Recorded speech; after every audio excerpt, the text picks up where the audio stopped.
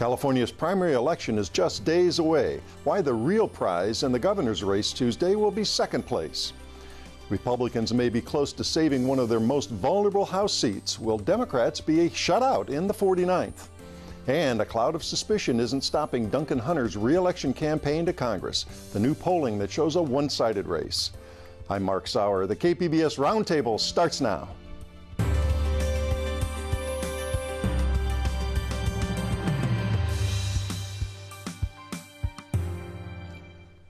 Welcome to our discussion of the week's top stories. I'm Mark Sauer, and joining me at the KPBS Roundtable today, Michael Smolens, columnist with the San Diego Union Tribune, KPBS North County reporter Allison St. John, Art Castellares, publisher of La Prensa San Diego, and reporter Jade Hindman of KPBS News.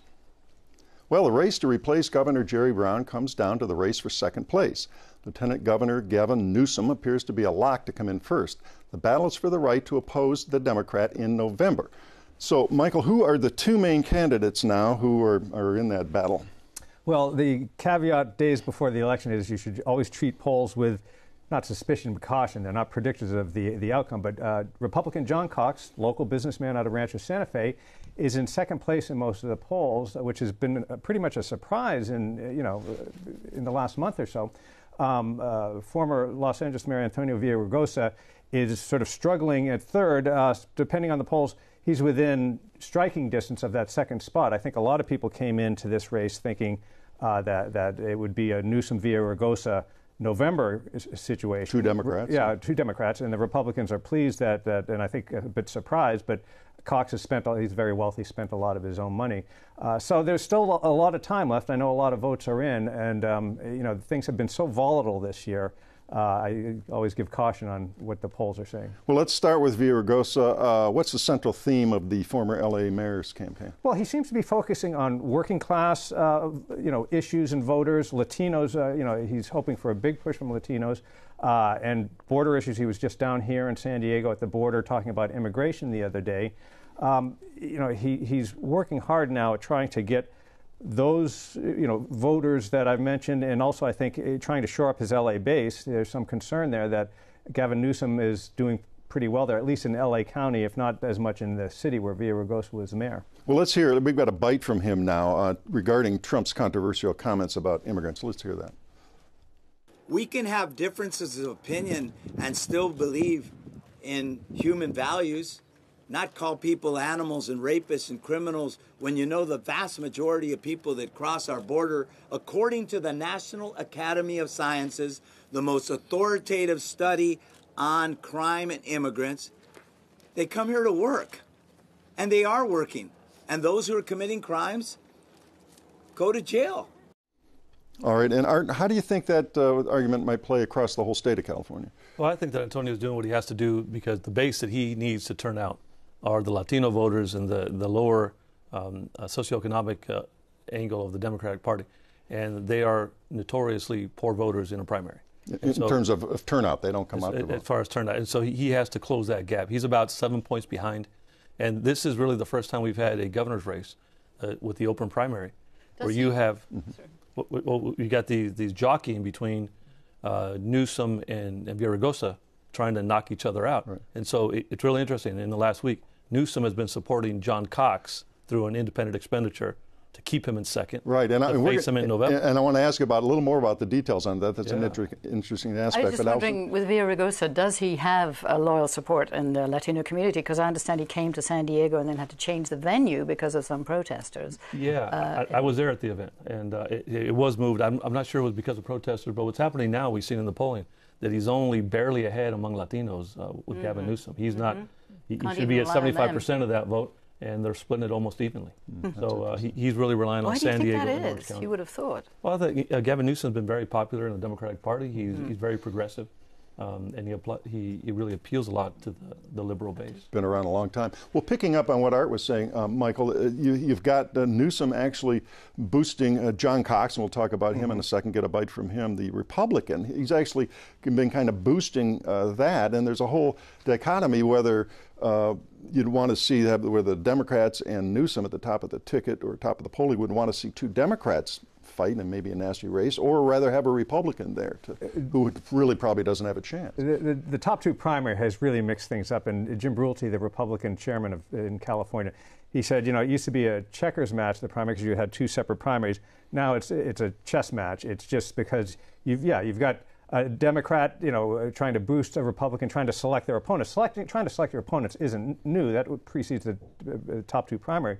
But there is that aspect of it. Now, there are two different arguments. It's very interesting and convoluted, but some Democrats are criticizing Newsom for promoting, if you will, even though he's kind of attacking, but saying all these sort of nice conservative things about John Cox to get Republicans to vote for him, saying, hey, that's going to help turn out the Republican vote, and they're more concerned. They're not really concerned about losing in the governor's race, but the congressional seats. That's the big, the blue wave thing is all about they flip the House, and California is central to that. So Newsom's getting criticism from that, but then on the flip side, it's very interesting. Another kind of bizarre aspect of this race is Mike Madrid, a very prominent Republican political consultant who specializes in Latino politics, is working for Villaraigosa, a Democrat. And he's made the argument that Republicans actually would do better with Villaraigosa on the ballot with Newsom because, he says, if Cox is on there, not even Republicans think he's going to win, that there wouldn't be that much money spent, whereas if Villaraigosa is on there, you'd have two campaigns spending a lot, and Villaraigosa would be really courting the Republican vote because, it may be a little California aspect of this, but he's considered the more moderate of the two. So you've got two theories there, direct opposite. Take your choice. Well, and Art, speaking to that, does that further depress Democratic vote if you have two Democrats in a nasty, expensive fight? Absolutely. And I've been a Democrat, and I used to be the chairman of the Democratic Party for San Diego County. Democrats don't like to pick between their friends. And so you see in some of these races where the Democratic Party has not taken a position because they either didn't endorse or they endorsed multiple Democrats in a race, which further just dilutes the vote. If Antonio Villaraigosa is not in the general election, a lot of Latinos will not turn out, and that's what the Democratic Party is worried about, and it helps Republicans in the long term. Okay. Well, Michael, let's talk about Cox a little bit here, the Republican opponent. What's he running on against the Democrats? Well, he's a successful businessman and appealing to Republicans. We have a businessman in the White House, and in that view, despite what a lot of the commentary that the Republican view is things are going well. He's getting his agenda done, and there are problems in California. He's going to bring that business sensibility to California. He's been railing against the so-called sanctuary laws.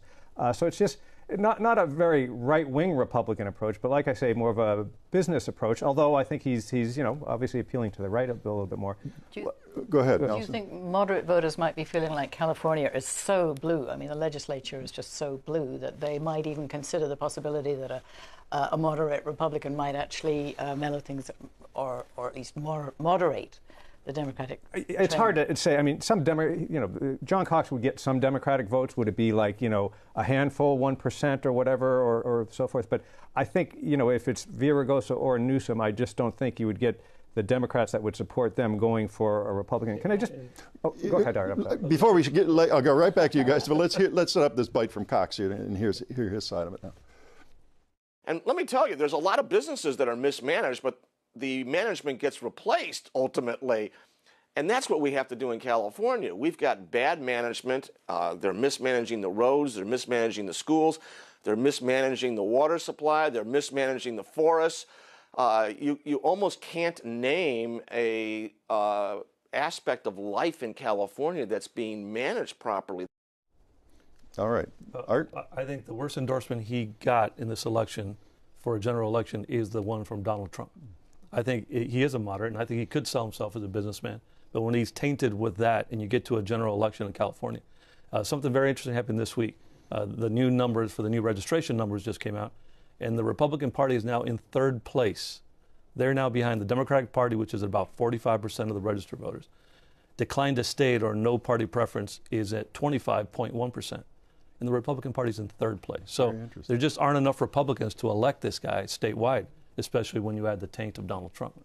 Well, Michael, what about some other candidates? There are other folks in this race we should... Well, Travis Allen is the other viable Republican, but it seems like the Republican Party, as Art mentioned, the president and the Republican Party is really coalescing around Cox, and he seems to be surging among the Republicans. There's John Chang, the treasurer, and Delane Easton, the former superintendent of education or of schools. They don't seem to be gaining much traction at all. But just one thing, I'm mentioning schools, a bit of a segue there, that one of the things about the Newsom-Villaraigosa battle is really it's a proxy education battle going on underneath all this stuff. Some very wealthy charter school supporters have, contributed heavily to an independent campaign for Villaraigosa, who you may recall when he was mayor, he tried to take over the LA school system. He, wanted to reform things or change things. That didn't sit well with the Teachers Association, who are the California Teachers Association, and all their power is behind Gavin Newsom, who has talked about putting a cap on charter schools. So that's sort of a subtext. You don't hear a lot of discussion about that. Otherwise, philosophically, they're a lot in line. But the charter school folks are really behind Antonio Villaraigosa. They're spending a lot millions of dollars came into that. Well, we'll see how that all plays out on Tuesday night here. And another race we're going to turn to now, and the congressional side is going to be very interesting. Infuriated by the 2016 presidential election, anti-Trump activists went to work hectoring Republican Congressman Darrell Issa. Their weekly anti-Issa demonstrations outside his Vista office made national news and contributed to the congressman's decision to step down. But that's created a free-for-all in the 49th district encompassing parts of San Diego, Riverside, and Orange County. So, Allison, tell us why, after all of this, the Democrats could wind up on the losing end. Well, this is such a toss-up, this race. I mean, it's so interesting how it's changed from the time when Issa was there and Democrats thought they really had a go at overturning him because he was so unpopular. But now you have 16 candidates. 8 of them are viable, have raised more than, several $100,000 for their campaigns. And the polls that come out keep giving us sort of slightly different impressions. And it's very interesting. A poll just came out today, which really upended the whole thing because just a month ago, we all thought that the two former Marines, Rocky Chavez and Doug Applegate, were probably... Chavez being the Republican, Applegate the Democrat. Right, were probably going to be the top 2 candidates. Applegate, of course, has the name recognition because he was the one who almost defeated Issa last time round. Chavez is an assemblyman, so he has quite a lot of supporters in the district. Long experience in the state. Right, but I watched them in forums, and they almost come over as buddies, actually, those two. I was wondering how it would be if they faced off in November. But the latest poll has really changed the whole dynamics and suggests that the top 2 are more likely to be Diane Harkey from Orange County and Mike Levin also from Orange County, both of whom are the chosen candidates in a sense. Again, Levin the Democrat and Harkey the Thank you, Republican. yes. Mike Levin is the Democrat, Diane Harkey is the Republican. Republicans have endorsed Diane Harkey. The Democrats, was it you that was saying that the Democrats don't like to... It was you that was saying they don't like to... Democrats endorsed 4 Democrats in that race. Which confuses. But there's Adam Schiff, for example, congressman, is throwing his weight behind Mike Levin, perhaps the most outstanding congressman. But there's endorsements across the board. I haven't seen anyone risking a prediction as to what's going to happen in November, so I think it's going to be very exciting, even on June 5th. So let's split this by party. Let's talk about, as you mentioned, Doug Applegate came within a whisker actually winning this seat, and I think it was the tightest race in the country. It was almost 2 weeks until the actual thing was settled and the votes were all tallied. He's back and still near the lead and could wind up in a runoff, right? Yes, he is, and I think the Democratic Party is very concerned because of one of the things that came up last time round was some history of a very contentious divorce with a custody battle, and his behavior at that time, I think he was probably under a lot of emotional stress, and his behavior did not really behoove someone you'd want to put in Congress. Now, this is more than 10 years ago, but it's still on his record. So there are Democrats who are very concerned that if he came out top, he would not make it through in November. He is the one who a lot of people feel loyal to because he did almost defeat Issa. He sort of put the cracks in the glass ceiling, as it were, for the Democrats. So, we'll have to see. There's websites, Women Against Applegate, where you can go and look at all the history. But now Levin is edged ahead. Now Levin is a good family man. He brings his kids to the forums, and he definitely has a lot more support from establishment. He's raised a lot of money from around the country. I think a lot of established Democrats feel like he has the best chance of defeating a Republican in November. Yeah, Michael? I mean, Applegate was, he was sort of the sacrificial lamb in 2016, the kind of person that runs against an entrenched incumbent who's going to win, and just the world stood upside down because of the controversy over Trump, and suddenly Issa was vulnerable and almost lost. So he would not probably have been the Democrats' choice if that was a contested district, or they thought it was a contested district back then. Levin was the executive director of the Orange County Republican Party, so he's got deep roots in the party. And as Art said, that nobody's been endorsed by the party, but I think he's gained some support there. But sort of the real irony is the cliche, be careful what you wish for. They were so going against Darrell Issa and so wanted to weaken him, they almost did too good of a job, because he really realized he probably wasn't going to get reelected and stepped down. And that made things more difficult for them. In that and other races, they wanted a weakened incumbent and then a primary battle-tested Democrat to go at it in November. But now there's a lot of open field running, and there is the threat in here and some other races of Democrats being shut out. I don't think that's going to happen. I think the blue wave is still there, but it's a little more tentative than people thought. Yeah, Art? I think this is another case where the Democrats blew it in not consolidating some support. The leading Republicans between Harkey and Rocky Chavez are both former members of the legislature. They're both experienced fundraisers. And instead of going again with somebody who already had raised a lot of money, who had a lot of support, they endorsed 4 different candidates and don't give Democrats any sense of unity to attack. And so we'll end up with probably 2 Republicans. So, Allison, you think? But we did say at the, well, that's interesting. Yeah. It could go either way. So I'll throw that question to you. We did say at the outset the Democrats could get shut out, but Republicans could get shut out too, right? I mean, you're looking at the math. There's like 20,000 more Republican voters. There's 8 potential, viable candidates who've thrown a lot of money into it. So I think what's interesting, and for voters to know, is that every vote will count, because it'll probably just come down to percentage points, and it's very likely we won't know on election night who's the one who's going to be. All right, before we leave the 49th, let me throw one thing out here. Let's say it's 2 Republicans head to head here, and you still got a big block of Democrats, as Michael's talking about, a lot of people talking about the blue wave. What about a viable write-in candidate as a Democrat to go against the 2 Republicans and dilute the vote on that side? I know you haven't thought about this, but it's a crazy year. Let's throw it out. Anything can happen. With that having said, write-in is so difficult and it's so rare. Usually it involves a tremendous controversy. I don't know that a top 2 Republican face-off is a controversy enough. If it was top two Republicans, it would be Harkey and Chavez, and I think Chavez would get the Democratic vote, whether he'd win. But he's the more moderate. He's helped Democrats out with some votes, which he's been criticized for in this race, but that actually could be why he's no longer in the lead, is because the Democrats attacked him for compromising with the Democrats. And where would the money come from to support, coalesce and support behind one Democrat? You'd have to have some funding there, and it's a long shot. But And at that point, would it be enough of a priority, a long shot for Democrats? They've got so many other things to do in November to take a flyer on a write-in candidate. Yeah, but I have noticed that the voter registration, the Democrats have been working hard. I mean, there's more than 1,000 more Democrats registered to vote this month than last. In the 49th. And the Republicans are just keeping their heads above water on All right, well, front. let's move to a district that's quite a different situation now. Let's turn now to the 50th Congressional District, where the situation, as I say, is wholly different from the 49th. It's a conservative district represented for years by a Republican named Duncan Hunter, father and son.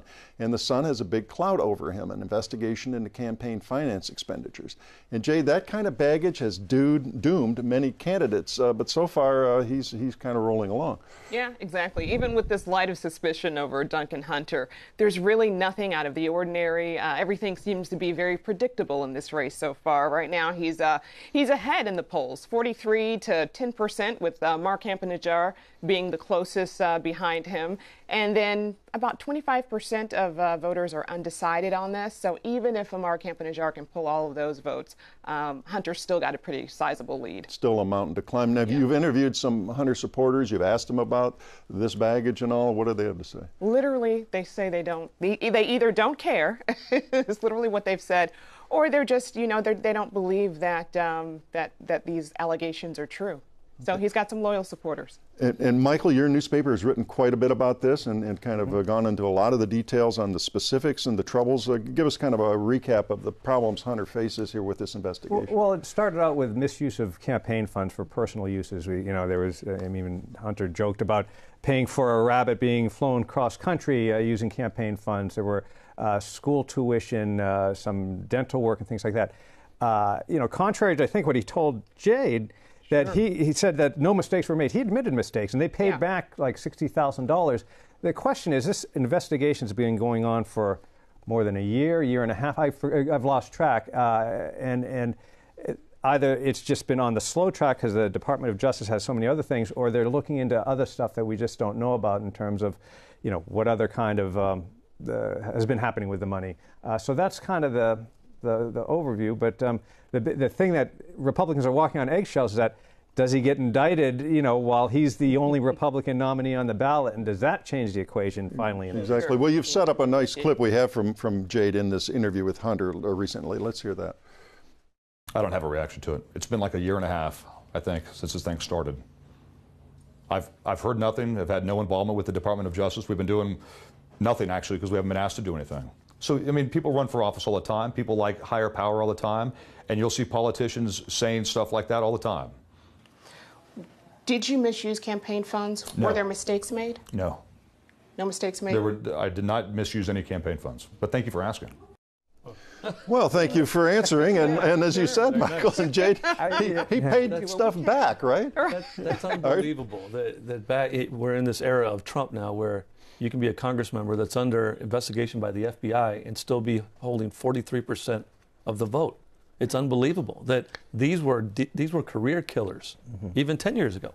And all of a sudden, for Democrats or Republicans. He used campaign money to pay for video games for his son, for tuition, for dental work, for travel that was not related to the campaign.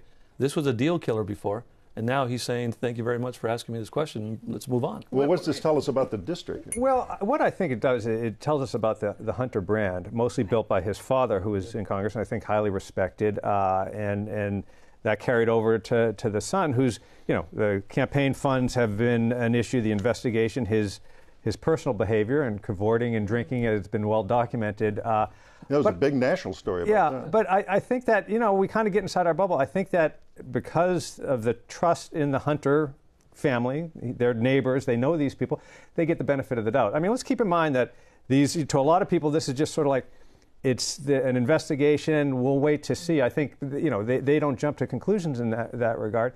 And also, I just think there's something about the misuse of campaign funds. Unlike former Congressman Randy Duke Cunningham, who was selling contracts for, personal money, I think it's a little harder for people to get their arms around. Whether we see stuff like that coming up, that might change the equation. But I really think until, the federal government indicts or decides there's nothing there, that this will be the status quo. But you mentioned him having the benefit of the Butner brand, or not the Butner brand, but Duncan Hunter brand. We'll get to Butner in a minute. Right, we'll get to him, he's next. But it's also, he's worked really hard to support Trump and to align himself with Trump, and so I think he's really kind of piggybacking off of that brand as well at this point. Well, let's talk about the Democrats here, and tell us who's running against them here, and who knows what could happen in the investigation. You never know. So I'm going to give you these names from where they're polling at. So you've got Democrat Amar Campanajjar, Democrat Patrick Malloy, Republican Bill Wells, Democrat Josh Butner, Republican Seamus Syed, and then you've got Independent Richard Carl. That's who's in there right now. The thing is, sounds like a crowded field, despite what we've been saying. It's crowded, and they're so clustered together. The numbers are so close that you really can't tell who's going to pull apart from the pack right now. But somebody else will be there opposing Duncan Hunter in the fall. This isn't a done deal like some of these races we talked about last week, where the primary is really the election here. So you've got several months for somebody to go ahead and something to happen here in the Hunter race. Which among the Democrats right now? You say the polls are close. Who's leading? They're close, but Amar Campanajjar has the largest lead and has positioned himself to be there. And tell us a little bit about that. He was in the Obama administration? Exactly. He was in the Obama administration. He also used to work with the Hispanic Chamber of Commerce. Right now, he's a small business owner in town, and so these are the things that he's platforming on. His whole campaign is really around immigration. He's in huge support of the Dreamers, and so he's pushing a completely different agenda than what Duncan Hunter is pushing. All right, and the Democrat who's a fellow veteran, as Hunter is, tell us about him. Who's running? Josh Butner is who you would be speaking of. He's a former Navy SEAL, and so he's doing pretty good in those polls. So he's probably some of the biggest competition for Amar Campanajjar right now. Okay. Now, Hunter is a hawk. He called for preemptive bombing of North Korea recently. What about his opponents? Are they talking about issues on foreign policy, trying to distinguish themselves? Which ones? The Democrats, that's true, and there's Republicans yet in the race as well. They're not talking about that right now. They're not. A lot of the talk, again, is on immigration. I mean, that's the biggest issue for folks in the 50th right now. Okay. Did Governor manage to raise any significant funding? He did. He actually outraised Duncan Hunter. So he's got a lot of support. He's supported by the Democratic Party. So it's just all comes down to voter registration. It really does. Yeah. There are two things. I think whoever makes the runoff is going to be hoping that something happens in the investigation between June 5th and the election in November.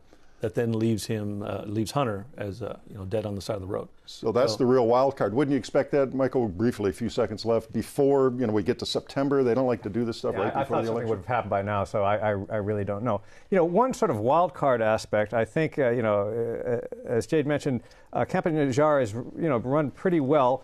These polls are, like I say, now a few days go by and you can throw them out the window because they're a snapshot in time, but.